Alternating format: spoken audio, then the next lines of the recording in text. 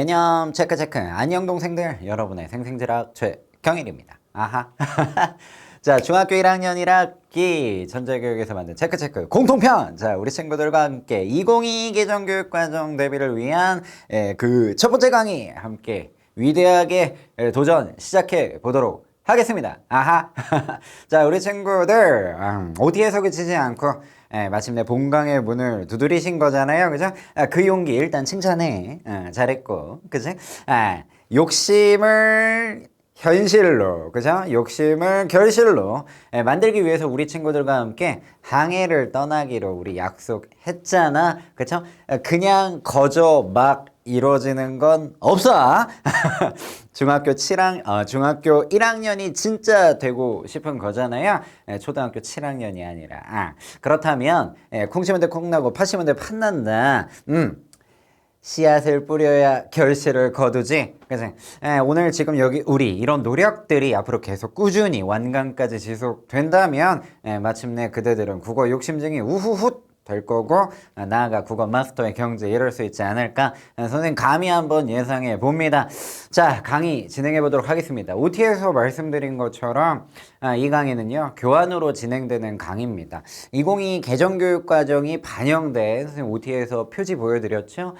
그 교재, 그죠? 체크 1학년 1학기 공통편 교재가 있어야 이 강의를 듣기가 수월할 거다라는 점 미리 밝혀드리고 자, 시작해 보도록 하죠. 자, 여러분들 교재 8쪽 펼쳐보도록 하겠습니다. 교재 일단 8쪽을 펼치시면 문학과 관련된 내용들이 뚜뚜뚜뚜 제시가 되죠. 그죠? 문학하면 또 떠오르는 것 중에 대표적인 게 시 아니면 또 소설 아니겠습니까? 그래서 8쪽에는 문학, 그 중에서도 시 파트에 일단 포인트 해가지고 제시되어 있다. 중요한 것부터 바로 마주할 수 있는 겁니다. 정신 똑똑히 차리고 제대로 살펴봐야 되겠지. 그죠? 시와 관련돼서 바로 작품을 제시하는 게 아니라 교재, 친절하다. 이 교재에서는 일단 시와 관련돼서 우리가 놓치면 안 되는 주요 개념들을 밝혀두고 있습니다. 자, 이 개념들 좀 쏙쏙쏙 잡아가도록 할게. 교재에 제시된 순서대로 차근차근 진행하도록 하겠습니다. 자, 일단 뚜른 시 봅니다. 시. 우리는 시라는 것을 처음 배우는 건 아니에요. 그죠? 우리 초등학교 때도 다 시 공부했었죠? 그쵸? 시 하면 떠오르는 거 뭐 있습니까? 리듬감이 느껴지는 짧은 글, 뭐 이런 거 생각나나요? 잘 기억하고 있는 거야. 그죠? 자, 그런 것이 사실 시입니다. 근데 이제 초등학교하고 중학교, 이게 학교 급이 좀 달라졌잖아? 그러니까 사용하는 어휘에도 약간씩 차이가 발생하죠? 이제는 중학교 어휘에 익숙해질 필요가 있다. 자, 시와 관련돼서 이제 중학교에서는 어떻게 기술하고 있냐? 이렇게 얘기하죠. 마음속에 떠오르는 생각, 느낌을 리듬감 있는 언어로 압축하여 감각적으로 표현한 글이라고 이야기를 합니다. 이 안에 시와 관련된 주요한 개념들이 쑥쑥쑥 들어가 있거든. 자, 일단 첫 번째, 마음속에 떠오르는 생각과 느낌. 기본적으로 시라는 갈래는 문학의 갈래 중에 여기 아직 중학교 1학년 1학기 그 우리 귀염둥이 꼬꼬마 친구들에게는 조금 부담스러울 수 있겠지만 한번 드러나 봐. 자, 문학을 우리가 시, 소설, 수필, 희곡이라고 나누는데 사실은 말이에요. 그 연구하시는 분들은 말이야. 어떻게 분류하냐면 문학은 서정, 서사, 극, 교술 이라는 말로 구분을 합니다. 여기 이것만 듣고 로그아웃 하지 마. 아직 안 썼잖아. 그래서 끝까지 들으죠.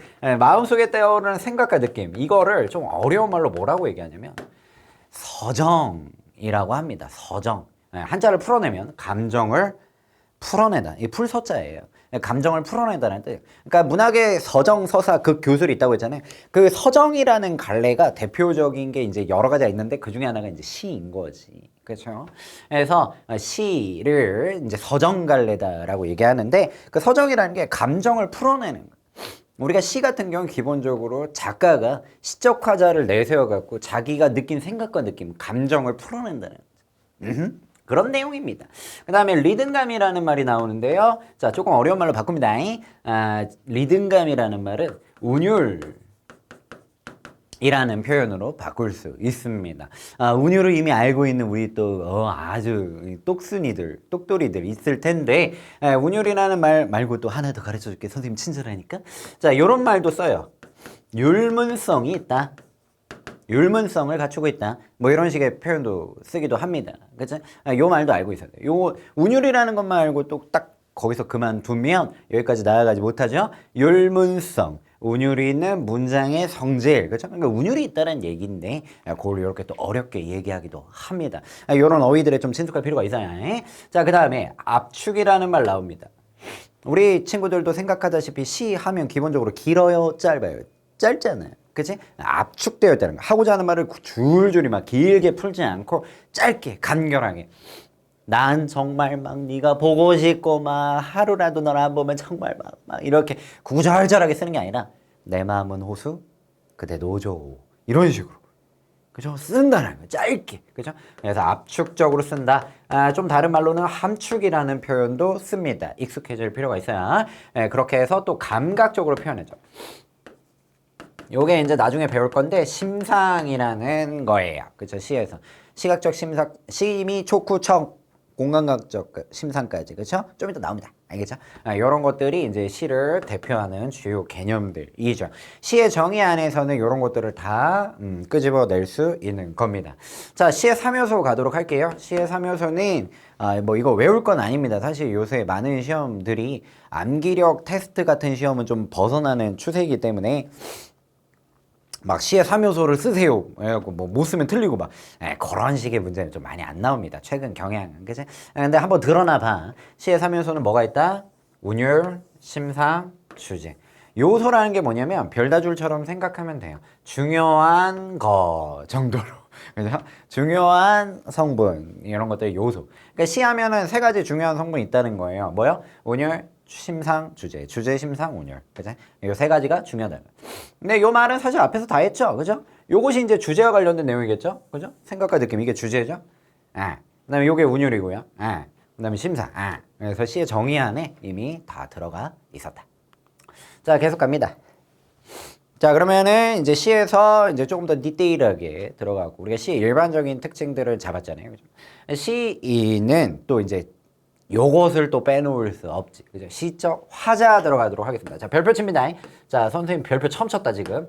강의 시작한 지 얼마 안 돼서 사실 처음 쳤다고 뭐라고 할 수도 있겠지만 처음 쳤다, 어쨌든. 자, 별표 치시고요.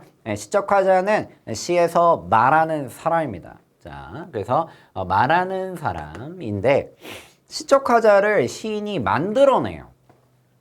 시 속에서 시인을 대신해 말하는 그죠? 시인이 뚜뚜뚜뚜뚜 자기의 생각을 효과적으로 주제를 효과적으로 드러내기 위해서 만드는 허구적인 인물이라는 거예요. 대표적인 예가 나오는데 김소월 작가의 엄마야 누나라는 작품이 나옵니다. 자, 여기서 시적화자 누군지 캐치 해봐요. 엄마야 누나 강변 살자 뜨레는 반짝이는 금모래빛 뒷문 밖에는 갈리페 노래 엄마야 누나 강변 살자라고 이야기합니다. 이 시의 시적화자 누구죠? 일단 남자라는 건 느낄 수 있죠. 왜요? 누나야 라고 부르잖아요. 그죠? 호칭어로 봤을 때 여자 그 손위 형제를 가리킬 때 남자 입장에서 누나라고 얘기하는 거지. 그런 걸 맥락을 봤을 때 일단 남성이구나 라는 거 알 수 있고요. 어른이에요 아이예요 라고 얘기하면 어린 남자일 거다라고 여러분들도 생각할 겁니다. 그죠? 어린 남자아이예요. 왜냐면 선생님 같이 나이가 먹은 사람이 엄마야 누나야 강변 살자 이러면 좀 뭔가 안 어울리잖아. 그치? 뭔가 이렇게 초등학교 한 2, 3학년 어린애 귀염 뽀짝하게 그치? 엄마야 누나야 강변 살자 뭐 이렇게 얘기할 것 같이 그치? 그런 시적 화자를 만들어낸 거야. 김소월 작가가. 김소월 작가는 이 시를 언제 썼어요? 아기 때 썼어요. 이거 초등학교 때 쓴 시, 100일장 나와 쓴 시 아니고요. 김소월 작가는 어른이 돼서 이 시를 지었어요. 그런데 어른인데 왜 어린아이인 척하면서 썼을까? 그런 남모른 취미 생활을 했던 걸까? 그건 아니고, 이 순수함을 드러내기 위해 어린 소년이 적합하다라고 판단했던 거지. 그죠? 그래서 시인이 허구적으로 만들어낸 캐릭터예요. 그죠? 시적 화자. 그죠? 그래서 보통 일반적으로 얘기할 때 시적 화자는 작가가 아니다라고 얘기합니다. 그죠? 근데 가끔 시들 보면 윤동주 시인의 시도 그렇고 자기 얘기하는 것 같은 시도 있거든요. 그죠? 그런 것들 보면은 어떻게 해석하냐면 국문학에서는 시인이 자기하고 똑같은 캐릭터를 하나 만들어냈다라고 봅니다. 그죠? 그래서 작가는 시적 화자를 창조해냅니다. 그래서 그런 식으로 주제를 잘 드러내기 위해서 시적 화자를 만들어냅니다. 이 시적 화자에서 우리는 주목해야 돼요. 뭘 주목해야 되냐면 시적 화자가 어떤 상황에 놓여 있는지, 그리고 이 시적 화자가 어떤 정서와 태도를 느끼는지, 그죠? 이런 부분들을 캐치해야 됩니다. 시적 화자와 관련된 정보들은 다 쏘쏘쏘 가져갈 필요가 있다. 시적 화자는 작가가 자기의 생각과 느낌을 전달하기 위해서 일부러 만들어 놓은 거잖아요. 그죠? 전달하기 위한 매개, 도구란 말이에요. 그죠? 그러니까 시적 화자를 잘 분석하면 작가의 생각을 알 수 있는 거예요. 그래서 문제 풀기 위해서도 시적 화자를 잘 분석할 필요가 있어요. 그래서 자, 시적 상황, 시적 화자가 처한 상황이죠. 그다음에 대상에 대해서 어떤 정서와 태도를 가지고 있는지를 파악하는 거예요. 선생님도 이거를 정말 중요하다고 생각해서 어느덧 별표 2번이나 쳤네. 자, 이걸 참 중요하다라고 생각해서 항상 얘기합니다. 시 기본 감상법이라고 해가지고 시적 화자의 상황, 정서, 태도를 찾아라. 줄여서 상정태라고 별다줄 붙였습니다. 선생님 마음대로. 그래서 상정태를 찾아라 이렇게 얘기하거든요. 정말 그만큼 자주 빈번하게 쓸 겁니다. 기억해 두세요. 상황, 정서, 태도를 찾아내는 겁니다. 그래서 시적 화자가 어떤 상황에 처해 있는데 뭐 시에서 여기 이제 박두진 작가의 해가 인용이 되어 있는데 해야 솟아라 애떼고 고운 날을 누려보리라 뭐 이런 식의 일부분이 제시가 되어 있습니다. 근데 잘 봐봐. 이것도 자주 보다 보면 보여.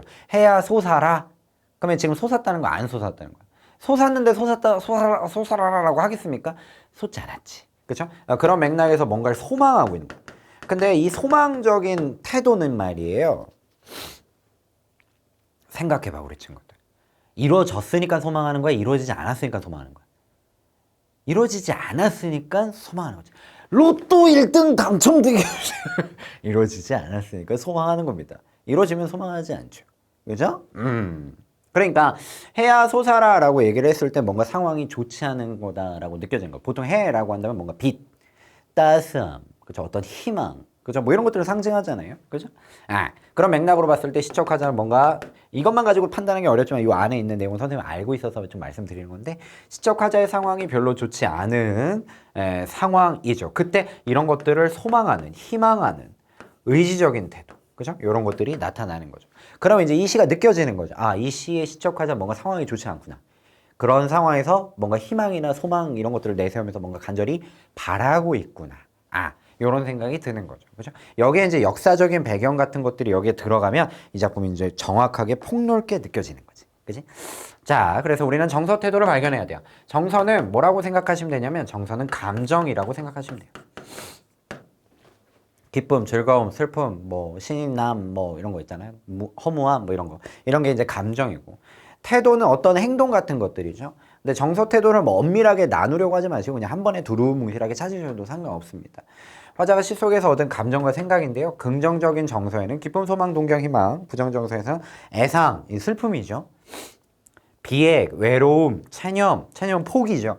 한은 감정이 응어리진 거예요. 해소되지 못하고. 그죠? 그게 한이 되는 거죠. 이런 게 이제 정서고요. 시에서 굉장히 다양하게 나타납니다. 그다음에 태도는 화자가 상황에 대해 취하는 대응이나 방식인데 긍정적인 태도가 있을 수 있고 또 부정적 태도가 있을 수 있고 저항적, 체념적, 비판적, 반성적 태도 뭐 여러 가지 태도들이 있을 수 있죠. 여기서 이제 기본적으로 세세하게 나누기 전에 일단 뭐부터 생각하냐면 이거부터 생각하면 돼요. 상황이 좋으냐 안 좋으냐, 정서 태도가 좋으냐 안 좋으냐, 그 정도부터 먼저 파악하고 디테일하게 들어가는 거죠. 정서가 안 좋네, 상황이 안 좋네, 정서 태도도 안 좋네. 구체적으로 왜 안 좋은지. 누군가가 있지 않아서 그리워하고 있구나. 그치? 한이 되었구나. 이런 식으로 디테일하게 들어가는 거죠. 그런 식으로 이제 시를 우리가 마주하면 감상하게 될 겁니다. 좋아요. 자, 넘어가서, 자, 운율 갑니다. 운율. 자, 운율이라는 게 제시가 되고 있는데요. 운율은 시의 3요소 중에 하나였죠. 그렇죠? 리듬감, 초등학교 때까지. 시를 읽을 때 느껴지는 말의 가락을 가리키는 표현이죠. 그렇죠? 시에서 운율은 크게 두 가지가 있습니다. 외형률과 내재율. 그렇죠? 중학교에는 서술식 표현, 주관식 문제 이런 것들도 있기 때문에 맞춤법 틀리지 않도록 조심하셔야 돼요. 외형 률, 내재 율, 그죠? 그래서 끝에 있는 률, 율, 요건 둘 다 한자 표현이 동일하죠? 운율이란 뜻입니다. 그러면은 이거는 박외자를 쓰고 있는데 박외자 이게 겉에, 그죠? 그다음에 요거는 안내자를 쓰고 있죠? 안에, inside, 그죠? 그러니까 이 운율은 밖으로 나와가지고 형식을 갖췄다. 라는 거예요. 운율이 밖으로 겉으로 드러난다. 그때 외형률이라고 합니다. 시의 표면에 뚜렷하게 드러나는 규칙적인 운율. 그래서 시조 같은 게 이제 외형률을 가지고 있는데요. 이 몸이 죽고 일백번 고쳐주고 백골이 진토되어 넋이라도 있고 없고 임양한 일편단심 가실줄이 있으랴. 봐봐요. 시가 어때요? 굉장히 아주 짜임새 있죠? 요게 규칙을 갖춘 거예요. 아하. 그 다음에 내재율 같은 경우에 운율이 안에 들어가 있는 거예요. 그럼 얘하고 상반되죠? 얘하고 상반되죠? 얘는 겉으로 이렇게 드러나는데 얘는 겉으로 드러나겠습니까? 안 드러나겠습니까? 안 드러나죠. 그렇죠? 자유시 같은 거. 그렇죠? 외형률은 지금 여기서도 얘기하잖아. 시조와 같은 고전시가에서 나타난다. 그렇죠? 얘는 어디서 나타나냐면 자유시에서 나타나죠. 자유시. 형식이 자유로운 시. 그렇죠? 내 마음은 호소 그대 노조 막 이런 식으로 짧게 막 쓰기도 하고 막 이렇게 막 지 맘대로 쓰죠. 작가 쓰고 싶은 대로. 그죠? 요런 게 내재율이다. 그죠? 운율이 겉으로 드러나지 않고 안에 숨어 있다라는 겁니다. 이해되시죠? 그래서 우리가 공부하는 시에서의 리듬감은 외형률, 외형률, 내재율 이렇게 두 가지밖에 없어요.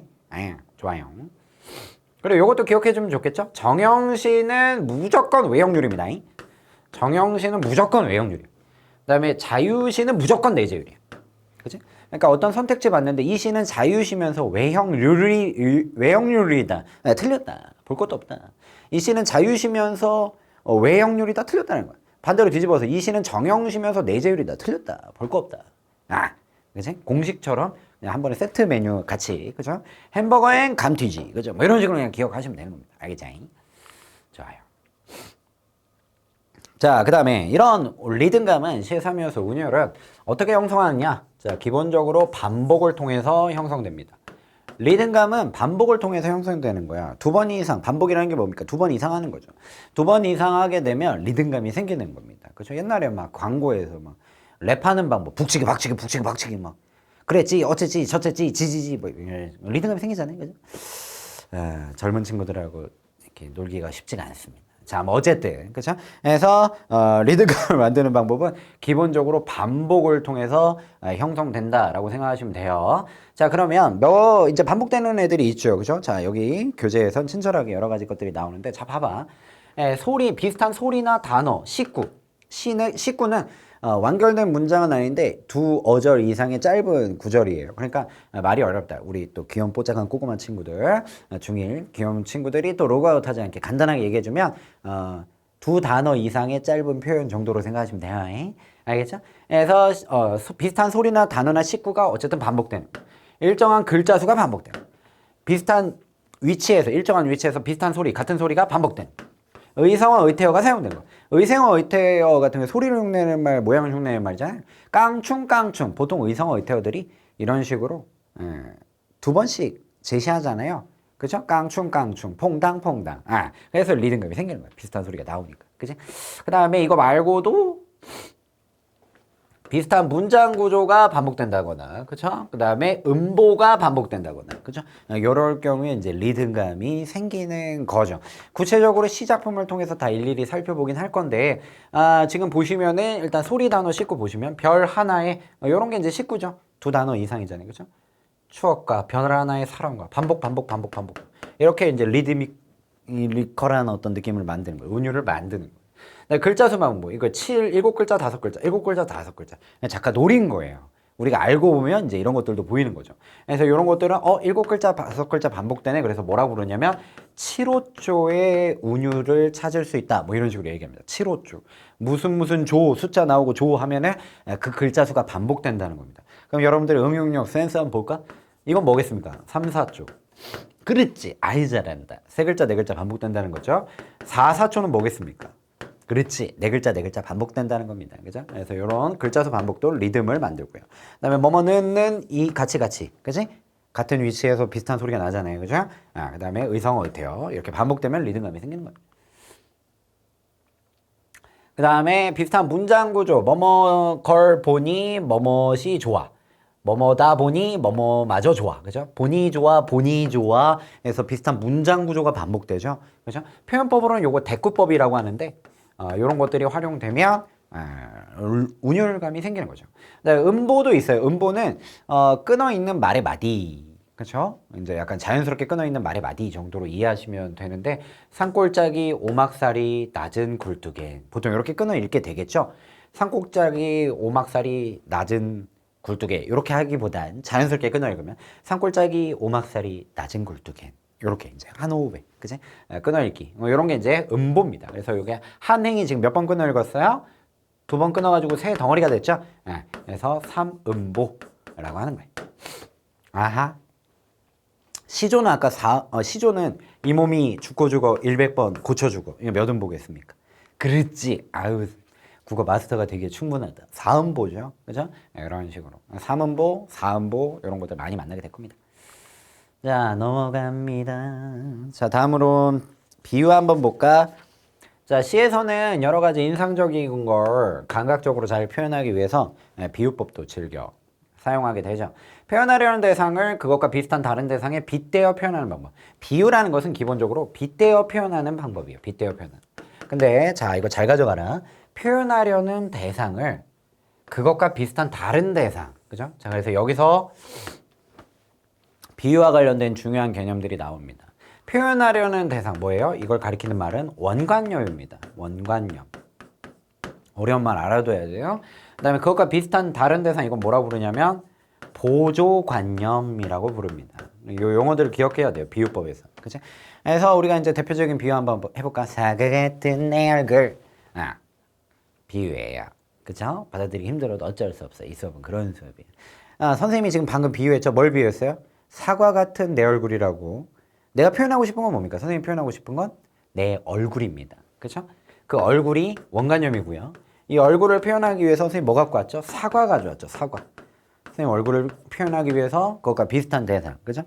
그래서 내 얼굴이 예쁘다 라고 얘기하면 여러분들 와닿지 않잖아? 사과 같은 내 얼굴 하면 여러분들 뭔가 사과의 그 탐스러운 그 선한 어떤 붉은 빛도 생각나고 그쵸? 반짝이는 모양새도 생각나고 하면서 선생님 얼굴하고 좀 겹쳐가지고 인상 깊게 기억하겠죠. 그죠? 감각적으로 기억하겠죠. 그게 비유의 효과고 그쵸? 비유를 이렇게 분석할 때 원관념과 보조관념의 개념을 사용한다. 좋아. 자, 이 비유법에는 또 종류가 여러 가지가 있죠. 비유의 종류에서 초등학교 때도 이거 다 배우지 않습니까? 직유, 은유, 의인.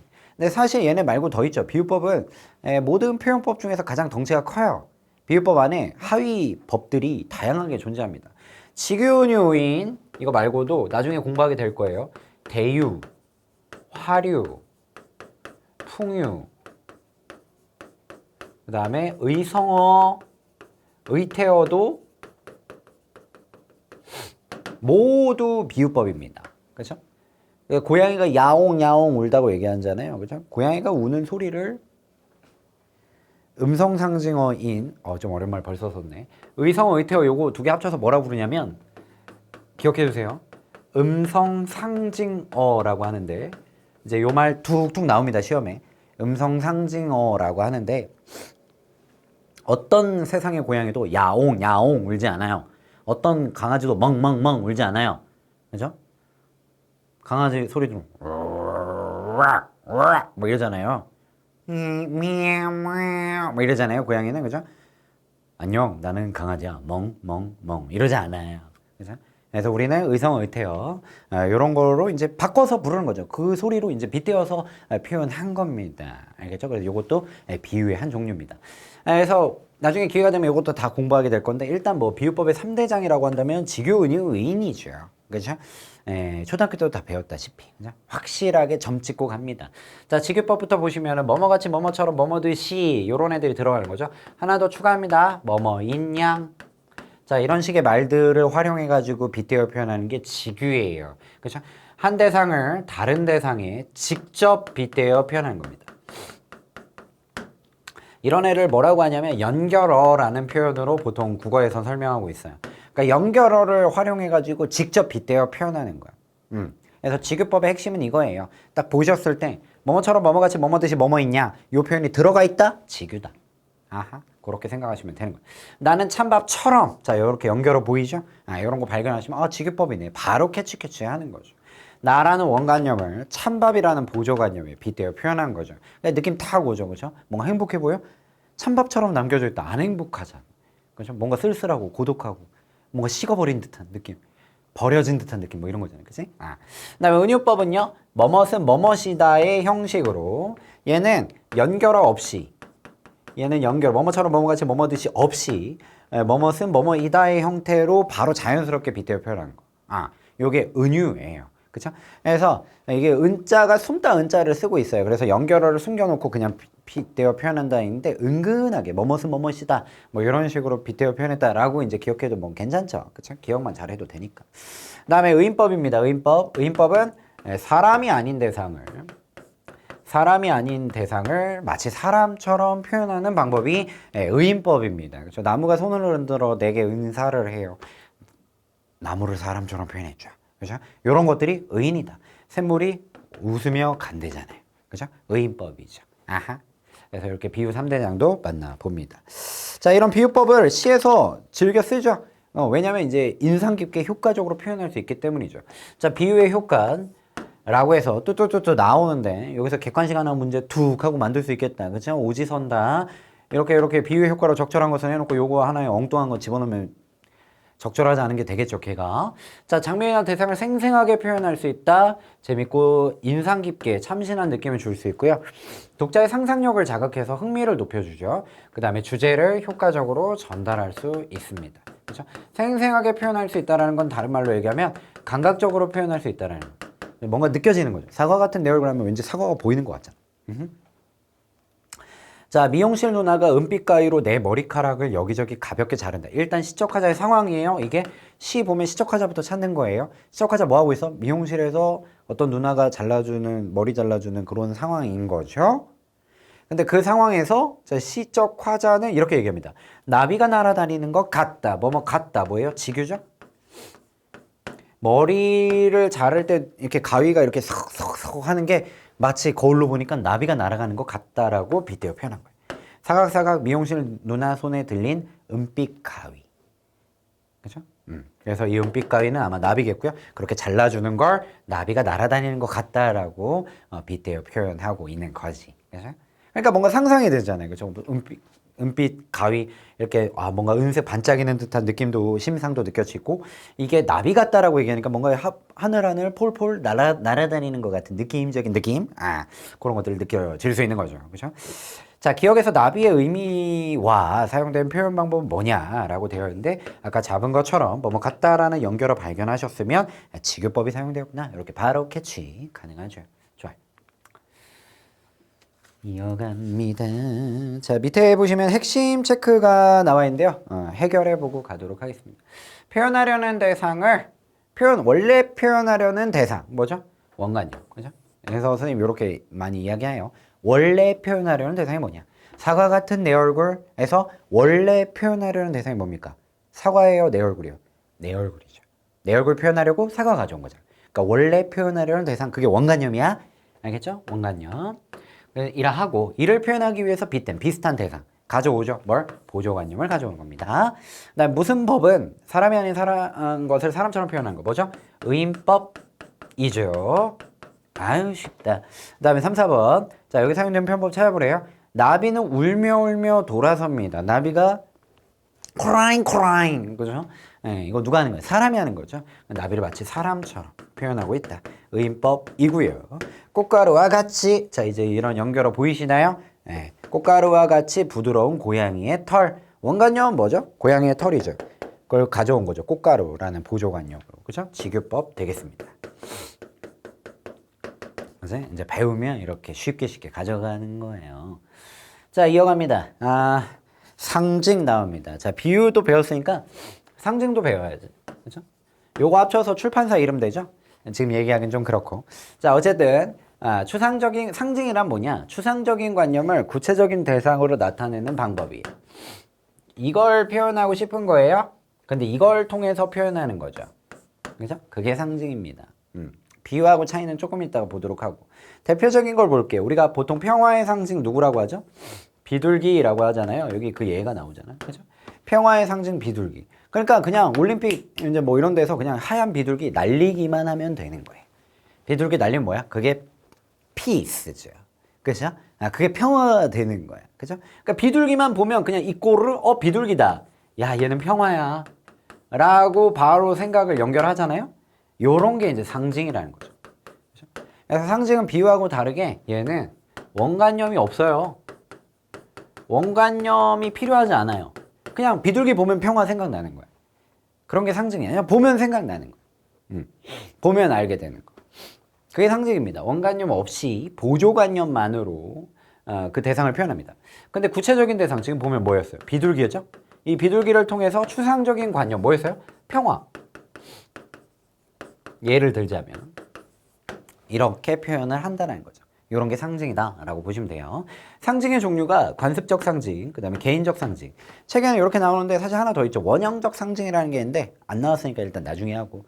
관습적 상징은 뭐냐면 관습을 거꾸로 하면 좀 느낌이 옵니다. 관습을 거꾸로 하면 뭐죠? 습관이죠. 그렇죠? 물론 동일한 의미는 아니지만 좀 쉽게 기억하라고 말씀드리는 거예요. 습관이 뭡니까? 오랫동안 그렇게 해온 거 아닙니까? 버릇 같은 거 아닙니까? 이것도 마찬가지예요. 관습적 상징도 어떤 문화권에서 오랫동안 뭔가를 계속 해왔던 거야. 그러다 보니까 자연스럽게 굳어진 거지.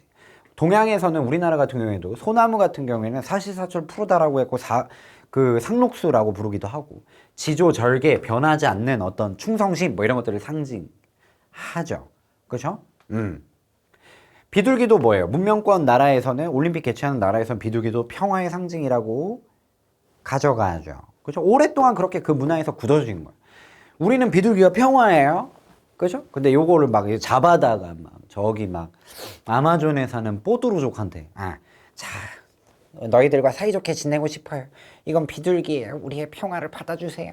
하고 줬는데 그 뽀드루족은 뭐예요? 이거 받으면서 걔네도 이걸 피스 뭐 이러면서 받아가겠습니까? 아니죠.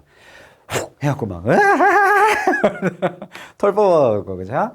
비둘기 튀김으로 만들지 않을까, 그죠? 자, 뭐 어쨌든 그러니까 그 어떤 특정 문화권에서 오랫동안 그렇게 만들어진 상징이 관습적 상징입니다, 그죠? 아마존 뽀드루족에게는 비둘기가 평화인지 아닌지 저희가 확인한 적은 없지만 아닐 가능성이 있겠죠, 그죠?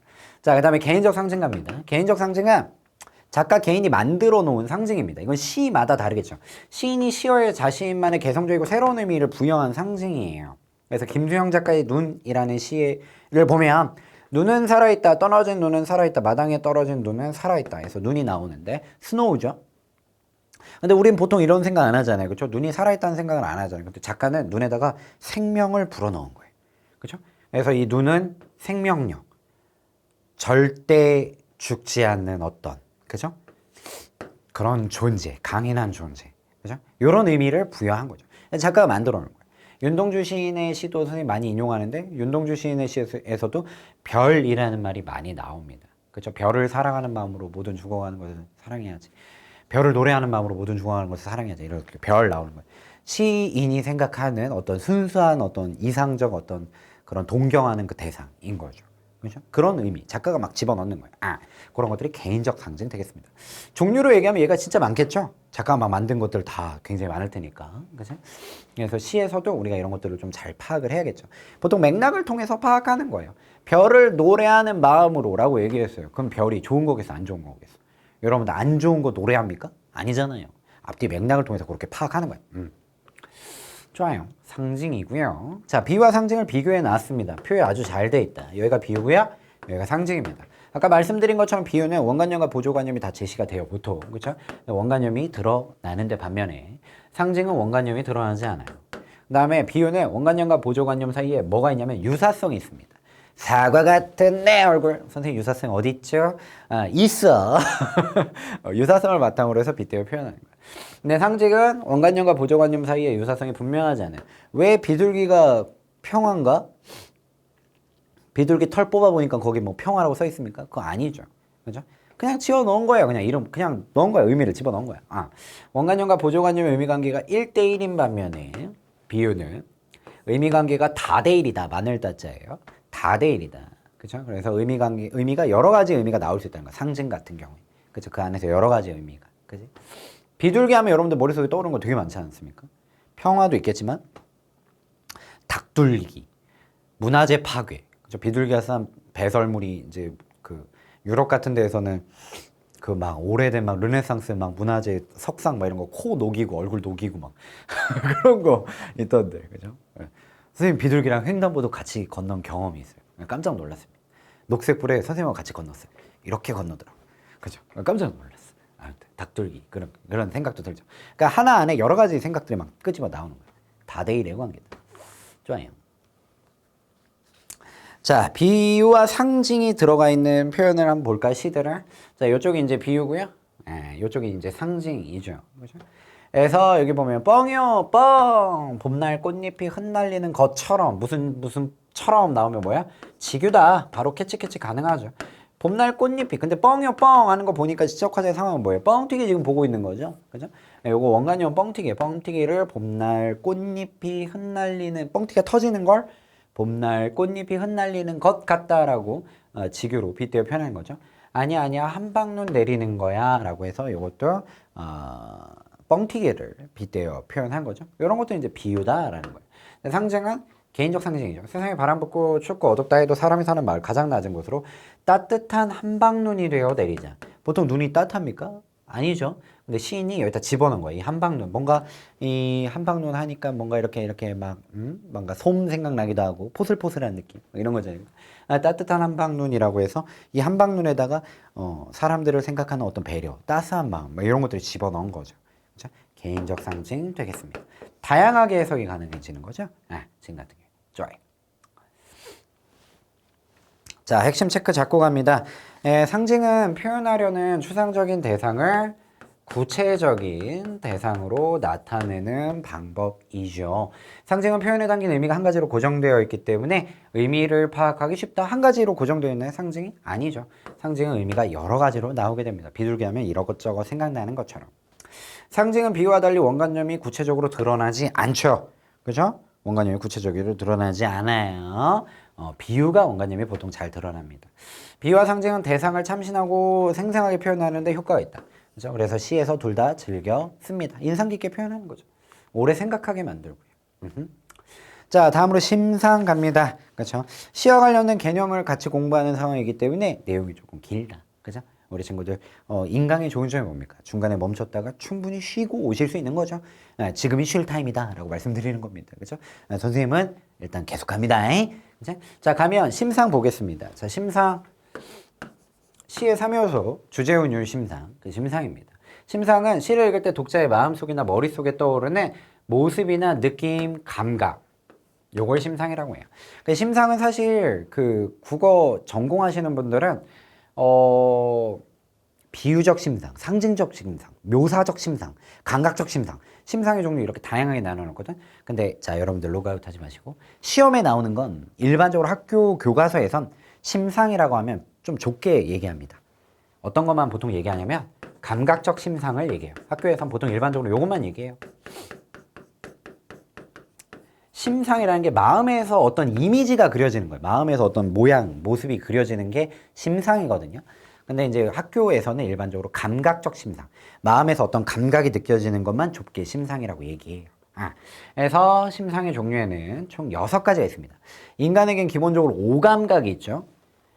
심이, 촉구청, 그렇죠? 5감각. 이게 한자 표현 좀 기억해 둘 필요가 있어요. 자, 하나 더 붙습니다. 공감각적 심상. 그래서 6개의 심상이 있어요. 인간에게 5감각이 있다고 하죠. 시각 뭡니까? 한자 표현이지만 익숙하게 가져야 돼. 볼 시자, 눈. 청각, 들을 청자.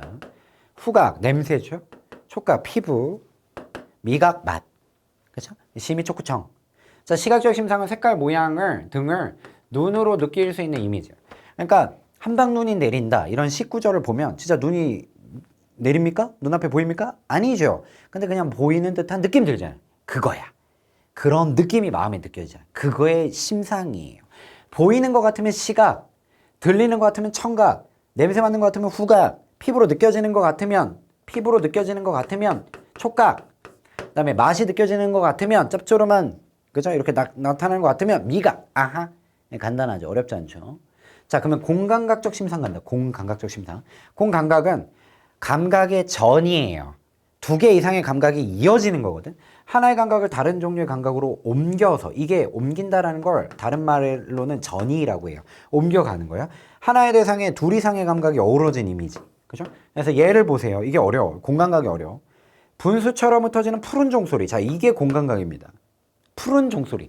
보통 우리가 종소리라고 하면 뭐예요? 뭐로 인식해요? 청각이죠. 그죠? 청각으로 인식하죠. 근데 그게 뭐라고 얘기해요? 푸르다라고 얘기하잖아. 그러니까 뭐가 된 거예요? 시각이 된 거죠. 그죠? 그래서 얘는 공감학적 심상이라고 하고, 분석할 때 어떻게 분석하냐면 청각의 시각화라고 분석합니다. 자, 요거 끄집어내는 방법 가르쳐 줄게. 우리 중1 꼬꼬만 친구들. 자, 요거 끄집어. 무엇의 무엇화. 이런 표현 어떻게 쓰냐면, 자, 이걸 기억하세요. 무엇을 어떻게. 아이, 친절하다. 자, 무엇을 어떻게 표현했는지를 들여다보면 무엇에 무슨 화가 나와요. 자, 푸른 종소리라고 얘기했죠. 무엇을? 종소리를. 어떻게? 푸르다. 그래서 뭐라고 부르는 거야? 청각의 시각화. 이렇게 부르는 거야. 아하. 가져가세요. 이 고급 스킬이야. 알겠죠? 좋아요. 그래서 심상, 요거 하면 심상 마스터야. 좋아. 자, 이런 심상의 효과 보자. 자, 심상. 마음으로 어떤 감각을 느끼게 하잖아요. 상상력도 자극하고, 그다음에 어떤 감각을 생생하게 떠올리게 하죠. 그렇죠? 머릿속에 잘 떠오르도록 환기, 불러일으키는 거예요. 그렇죠? 제주도의 밤, 바다, 바람 소리. 막 이러면 떠나요, 제주도. 아직 안 갔지만 들리는 거 같잖아. 그렇죠? 너 불러일으키는 거야. 꽃가루와 같이 부드러운 고양이 털에 고운 봄의 향기가 어리도다. 앞에서 선생님이 팔자주름이 있으신 거 보니까 선생님이네요. 자, 선생님이 이렇게 노래를 해주시니까, 시를 해주시니까 뭔가 고양이 막 이렇게 막 부드러운 고양이 촉감 이런 느껴지기도 하고, 이제 이미지가 이제 떠오르는 거죠. 봄의 향기, 막 꽃내음 막 이런 것도 느껴지기도 하고 그러는 거지. 그렇죠? 이런 게 심상이다. 좋아요. 자, 핵심 체크 갑니다. 띵띵띵띵 심상은 하나의 감각이 다른 감각으로 옮겨서 둘 이상의 감각이 동시에 느껴지는 거. 공감각적 심상이라고 할 수 있겠죠? 메마른 입술에 쓰다. 뭡니까? 맛이잖아요. 미각이죠. 그죠? 심상은 화자의 정서와 분위기를 독자의 머릿속에 불러일으키는 효과가 있죠. 그죠? 실제로 느끼는 건 아니지만 그런 이미지가, 느낌이 난다는 거예요. 자, 다음으로 12, 13. 다음 식부에 나타나는 심상을 보기 위해서 골라 쓰세요. 이게 지금 다 공감각만 되어 있죠? 무엇에 무엇화. 어떻게 한다고요? 무엇을 어떻게. 자, 푸른 휘파람 소리. 자, 무엇을 표현한 거예요? 휘파람 소리를 어떻게 푸르다. 그럼 뭐예요? 청각의 시각화 되겠고요. 붉은 노을이 금관악기 소리로 퍼지면이라고 되어 있습니다. 자, 노을. 이걸 표현한 거죠? 노을이 어떻게? 소리로 퍼진다. 무엇을? 시각을. 어떻게? 청각으로. 그래서 시각의 청각화라고 부르는 거예요. 무엇에 무슨 화. 이거 지금 야, 이 강의 너네 아직 학교 안 갔을 때 듣고 있지 않을까? 너네만 아는 거야. 대단하다. 알겠죠? 좋아요. 계속 갑니다. 자, 다음으로 시조 갑니다. 시의 조상님이라고 생각하시면 되죠. 그렇죠? 옛날 시, 그때 이제 특정 이제 갈래를 가리키는데, 쉽게 기억하려면 시의 조상이라고 생각하면 되고, 근데 좀 약간 특정 갈래. 어느 시대에 발생한 노래냐면 옛날 고려 시대부터 발생해서 오늘날까지 창작되고 있는 우리 고유의 정형시를 시조라고 합니다. 그렇죠? 그래서 사실은 저게 조상님을 의미하는 건 아니에요. 가락조자예요. 그죠? 리듬감을 나타내는 건데, 쉽게 기억하라고 그냥 그렇게 말씀드리는 거예요. 그죠? 그래서 시조는, 주로 이제 창작 향유되던 때가 언제냐면 조선시대예요. 조선시대. 조선시대에 이제 창작됐는데, 조선이 됐다고, 하고 시조가 생겨났겠어? 여드름가하고 비슷한 거야. 뭐 이제 조짐이 일단 생기는 거죠. 그리고 이제, 요놈 심상치가 않구만. 그리고 이렇게 노랗게 여무는 거지. 그래서 고려시대에 발생해서 조선시대의 절정을 이루고 오늘날까지도 명맥을 유지하고 있는 우리 고유의 정형시다라고 얘기를 합니다. 보통 아까 사음보라고 얘기했죠? 자, 시조의 형식도 가져갑니다. 어렵잖아요. 옛날 거라서. 그러니까 해야 돼. 어려우니까 하는 겁니다. 그죠? 아무나 못하니까 우리가 하는 거죠. 자, 맷버들 가려 꺾어 보내노라 님에게 자신은 창밖에 심어두고 보소서 밤비에 세입이 나거든 날인가도 여기소서. 그래서 시조의 형식을 보면 기본 형식은 거기 책에 써있죠. 3장 6구 45자 내외에 딱 이 정형화된 형식을 갖춘 시입니다. 그렇죠? 그래서 시조는 오늘날 현대시의 개념으로 보면 자유시, 정형시, 그 중에 정형시에 해당한다는 거예요. 초장, 중장, 종장 합쳐서 3장이고요. 6, 9는 두 이제 어절 이상을 가리킨다라고 보시면 되죠. 맷버들 가려 꺾어 보내노라 님에게. 한행이 두 개잖아요. 이게 세 세트니까 몇이겠어요? 6, 9죠? 이해되죠? 글자 수 세보면 45글자 내외 정도 된다라는 거야. 내외라는 말은 안팎인데 42글자에서 한 48글자 사이 정도 됩니다. 안 세봤지만 아마 그 안에 들어올 겁니다. 이런 형식적인 규칙이 있어요. 그 다음에 지금 보시다시피 사음보의 율격을 갖고 있고요. 그 다음에 이렇게 딱 초장, 중장, 종장으로 된 걸 뭐라고 하냐면 한수라고 합니다. 요 세트, 요 약간 햄버거, 감자튀김, 콜라 이런 것처럼 이렇게 딱 그 초장, 중장, 종장으로 된 걸 일수라고 해요. 일수. 요게 딱 하나만 있다. 그럼 여러분들 날개 부분에 평시조라는 말 나오죠? 오른쪽에 보시면 교재 요 세 줄만 있다? 평시조라고 하는 거예요. 근데 밑에 또 보시면 연시조라는 말 있죠? 연시조. 연시조는 거기 보면 뭐라고 써 있어요? 두 수 이상 이어진 시조라고 되어 있죠? 그렇죠? 요게 한 수라고 했잖아? 그럼 두 수라고 하면 뭐야? 세 줄짜리가 하나 더 있다는 거지. 아하, 이해되죠? 그다음에 시조가 지켜줘야 되는 규칙이 몇 가지가 있는데 일단 요런 3장 6구 45자 요것도 있고요. 요것도 있어요. 거기 책에도 있죠? 종장, 첫음보, 모름지기 시조라고 하면 요런 규칙을 다 가지고 있어요.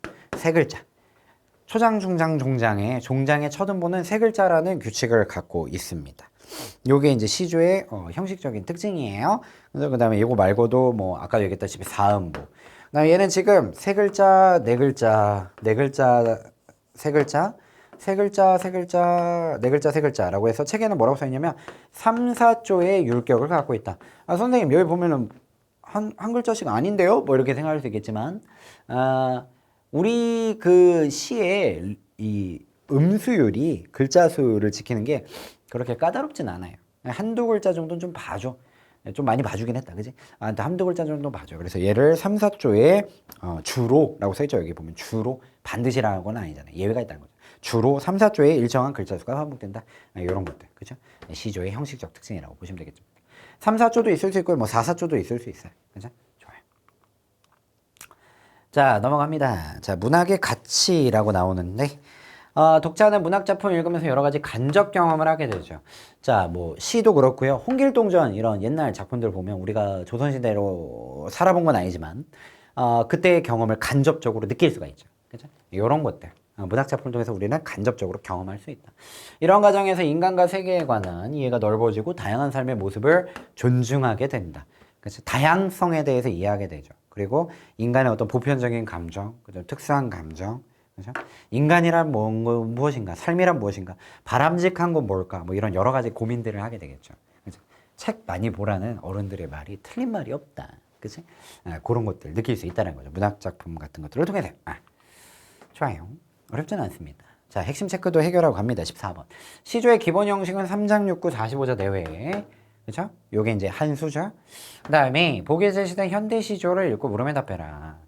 자, 김상옥 작가가 쓴 봉선화. 비오자 장독간에 봉선화 밤만 벌어 해마다 피는 꽃을 나만 두고 볼 것인가. 세세한 글자 수 맞춰주고 있죠. 사연을 적어 누님께로 보내자. 이 시는 사음보로 끊어 읽을 수 있죠. 보시다시피 글자 수를 고정해야 되는 건 뭐죠? 세세한 종장의 첫음보 세 글자라고 했잖아요. 독자는 문학작품을 읽으면 인간과 세계에 대한 이해가 넓어지고 다양한 삶의 모습을 존중하는 등 뭐 할 수 있겠어요? 성장할 수 있는 거죠. 책 많이 보고 문학작품도 많이 감상하다 보면 성장하는 겁니다. 그렇죠? 키만 자라는 게 아니라 마음도 생각도 자라야지. 좋아요. 자, 그러면 이런 모든 배경 지식을 다 합쳐가지고 이제 문제풀이 한번 해보도록 하겠습니다. 자, 차근차근 개념 체크 14쪽이에요. 자, 여기 보면 여러 가지 어떤 그 우리가 시험에서 만날 법한 그런 문제들이 제시가 되어 있는데 미리 여러분들이 좀 풀어 오세요. 모든 문제는 여러분이 미리 풀어 오는 겁니다. 잠깐 멈춰 놓으시고 포즈 걸어 놓고 풀어 오는 거예요. 알겠죠? 여러분 안 풀고 선생님 풀 때 받아 적기만 하면 안 돼요. 어디 한번 너 풀어봐. 내가 잘 감시해 줄게. 그런 마인드로 보고 있으면 안 돼. 알겠죠? 여러분들이 열심히 하셔야 됩니다. 여러분들 시험 보는 사람들이요. 선생님 시험 안 봅니다. 시험 출제하는 사람이에요. 자, 다음 빈칸에 들어가 알맞은 말을 써봐라. 시의 3요소, 운율, 주제, 심상. 그죠? 이고요. 여기 시의 함축성이라고 해서 비유와 상징 이런 것들을 통해서 다양한 주제들을 짧게 표현해 내는 거죠. 자, 운율은 말의 가락, 리듬감인데요. 종류에는 외형률과 내재율. 맞춤법 조심하시고 있었고요. 대체 모든 운율은 뭐를 통해서 형성된다고? 반복을 통해서 형성되는 거예요. 글자가 반복되든 소리가 반복되든 뭐 문장 구조가 반복되든. 그다음에 자, 심상에는 심의, 촉구청, 그다음 공간학적 심상이 있는 거죠. 그죠? 그래서 여기 지금 빈칸 채우면 냄새, 향기와 관련된 거 후각적 심상 되겠습니다. 시의 3요소 주제에서 뜻은 주제는 시인이 말하고자 하는 중심 내용이고요. 시적화자의 정서와 태도를 잘 파악해야 주제를 쏙쏙쏙 뽑아낼 수 있다. 비유법엔 직유, 은유, 의인법, 비유 3대장 존재했었죠? 그죠? 그래서 원관념과 보조관념을 바탕으로 해가지고 유사성에 근거해서 빗대어 표현한 게 비유죠. 근데 상징은 추상적 대상을 구체적인 사물로 표현하고요. 원관념이 드러나지 않아서 다양하게 해석될 수 있다는 게 특징이었습니다. 비둘기 생각하시면 돼요. 좋아요. 자, 2번 문제 가봅니다. 시에 대한 설명으로 적절하지 않은 거. 자, 읽을 때 말의 가락을 느낄 수 있다. 가락이 뭐죠? 리듬감이죠. 타당하죠? 마음속의 이미지, 심상입니다. 시인의 의도를 잘 드러낼 수 있게 시적화자를 만들어내죠. 타당하죠? 시적화자의 정서와 태도를 통해서 주제가 드러납니다. 모두 시와 관련된 설명 맞다. 모든 시는 일정한 규칙에 따라 지어져. 일정한 규칙에 따라 지어져서 규칙적인 운율. 뭐죠? 외형률이죠. 그렇죠? 모든 시가 외형률이에요? 아니죠. 내재율도 있잖아요. 그래서 5번 선택지 적절하지 않네요. 정답 확인. 넘어가고 3번 일상 언어와 다른 시어의 특징에 대한 것에 맞으면 동그라미 뜻 아닌 거에 X 표시하래요. 자, 일상 언어는 우리가 일상적으로 주고받는 말이죠. 거기 창문 좀 닫아줘. 진짜 윈도우를 가리키는 겁니다. 그렇죠? 근데 시어는 뭐예요? 문학 언어죠. 문학 언어. 자, 이것도 말 나온 김에 잡고 갑니다. 자, 일상 언어는 어떤 특징을 갖고 있냐면 지시적이고 사전적이고 일반적인 의미를 갖죠. 근데 문학 언어는 어때요? 상징적이고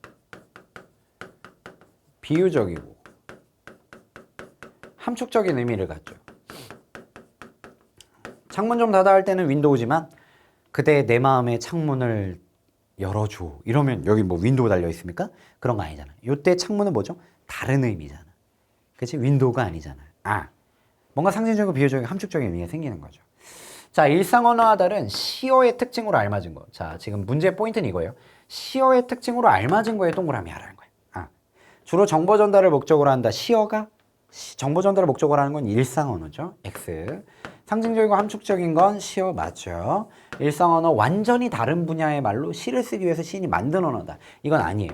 완전히 다르진 않지. 그렇죠? 일상 언어를 아름답게 갈고 다듬은 언어가 문학 언어, 시어인 거예요. 완전히 다른 별개, 영어, 한국어 뭐 이런 게 아니야. 알겠죠? 그래서 X다. 요건 잡아갑니다. 좋아요. 4번 다음 시의 운율을 형성한 요소에 해당하지 않는 거. 자, 리듬감은 반복을 통해서 나타나는데 지금 보면 반복되지 않는 게 있네요. 자, 일단 의태어를 사용한다. 모양을 흉내낼 말, 이글이글 뭐 뭔가 타오르는 모양이잖아요. 그죠? 보이죠? 같은 시어를 반복한다. 해. 같은 식구로 뭐뭐야 솟아라 뭐뭐야 솟아라 뭐 이런 식으로.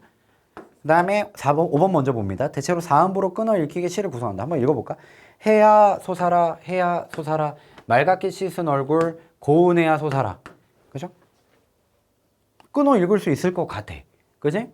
그래서 끊어 읽히게 시를 구성한다. 계속 이게 반복이 돼야 돼요. 산 넘어서 어둠을 살라먹고 산 넘어서 어둠을 살라먹고 사음부로 끊어 읽게 되는 거죠. 그죠? 근데 타당합니다. 그러면 지금 7호조로 일정한 글자 수를 반복한다라고 했는데 7호조 아무리 맞춰도 좀 잘 안 나오죠. 그죠? 잘 안 나오죠. 그죠? 요것도 계속 보면, 그죠? 뭐 어떻게, 산 넘어서인데 잘 안 나오죠? 그래서 요거는 적절하지 않다. 이렇게 확인할 수 있겠습니다. 다음에 5번 갑니다. 다음 중 기억, 미음에 나타나는 심상이 바르게 연결되지 않은 거. 자, 기억, 니은, 디귿, 리을, 미음 하나하나 확인하셔야 돼요. 기억, 별들이 많이 떴다. 시각 맞죠? 그죠? 시각이고요. 계열물이 맑게 흐른다. 이것도 시각이고. 그렇죠? 타당하다. 다음에 접동새 소리, 청각이죠? 타당하고요. 밥 짓는 냄새, 후각이죠? 타당합니다. 마지막 하나 남는데 미음, 밥티처럼 따스한 별. 따스한 별이라는 거 보는데 이거 미각입니까? 지금 어딜 봐도 미각은 없다. 일단 확인할 수 있겠죠. 그죠? 네, 선생님 생각엔 따스한 별은 공감각적 심상입니다. 해설에는 그렇게 안 써있는데 선생님 생각을 얘기할게요. 선생님 생각에 이건 공감각적 심상이에요. 여기에 특히 주목한다면 따스한 별. 그죠? 별이라는 건 우리가 보통 시각으로 인지하죠. 근데 그게 따스하다잖아. 그렇죠? 무엇을 어떻게? 시각을 따스하게. 시각의 촉각화. 그렇죠? 공감각적 심상이라고 선생님은 개인적으로 생각합니다. 어쨌든 미각은 아니다. 그래서 5번 적절하지 않다. 정답 확인.